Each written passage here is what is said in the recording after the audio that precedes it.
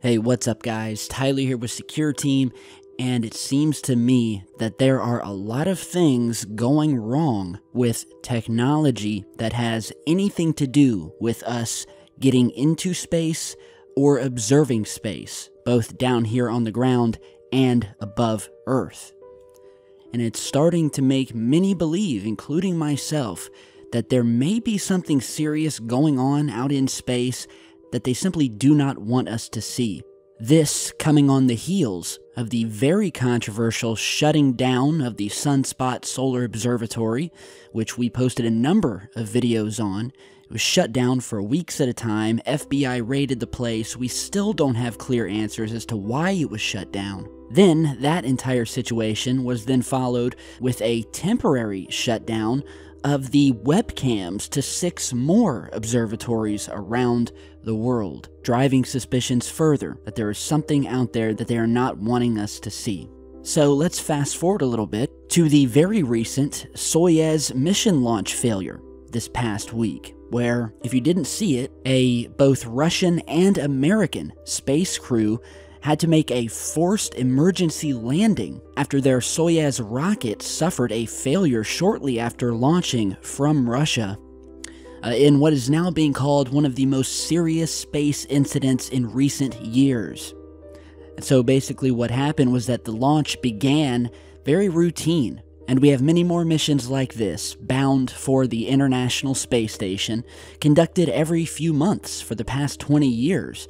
However, about 119 seconds into this flight on Thursday, mission controllers on the NASA broadcast began to speak of a failure, along with shaky video footage from inside of the capsule's cabin, which was seen during the live broadcast, appeared to show objects floating mid-launch, which is an indication of some sort of problem during that stage of the flight. And that basically the spaceship was unable to achieve the speed necessary to achieve orbit around Earth, and instead began falling back to Earth. And thankfully, the astronauts and cosmonauts on board were found safely back on the ground in the capsule.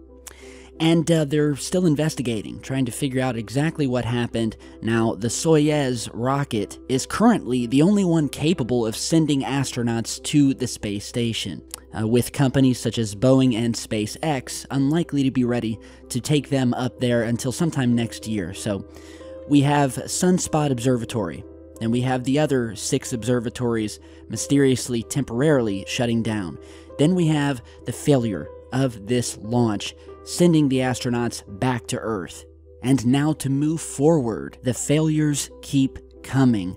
We now have both the Chandra and Hubble NASA space telescopes both going into safe mode. Or in other words, they've gone offline. Both the Hubble, which went offline first unexpectedly, and now the Chandra X-ray telescope has gone offline. And besides that, NASA has already lost contact with the Opportunity Mars rover and are having an even bigger issue with the data transmission with the Curiosity Mars rover, which, if you guys remember, I spoke about in one of my last videos, how the Curiosity rover, which is down on Mars, basically went silent. It went black, and it stopped completely any and all data transfer from Mars to Earth. So we're talking photographs, we're talking imagery, data, anything that they could send from Mars back to Earth was completely shut down, and they don't understand why.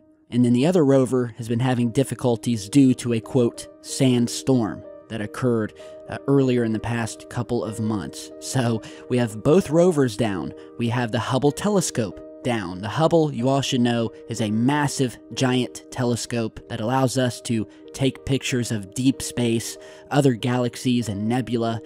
The Chandra X-ray Observatory is designed to make X-ray observations of distant space features, such as quasars, supernovas, and black holes, and it is part of NASA's Great Observatories program, which includes Hubble and the Spitzer Space Telescope. And so NASA announced the issue Friday, though it happened on Wednesday, And basically, when Chandra enters safe mode, it swaps over to hardware backup units, orients its solar panels to gather maximum sunlight, and points its mirrors away from the sun. Instruments go into safe mode to protect themselves during hardware or software failures, leaving only essential survival systems operating. The space agency is now investigating the cause of the safe mode transition. And as far as the reason for Hubble going into safe mode, well, they're indicating it was due to a gyroscope failure, although we don't have any more information on that. And so just to recap here, first we had the Sunspot Observatory shutdown, which monitors our sun and things happening with it and surrounding it at the same time.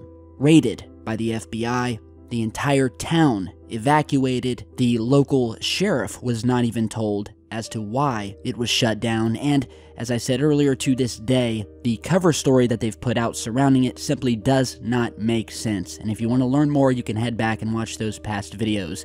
So at the same time of Sunspot, 6 more observatory webcams shut down.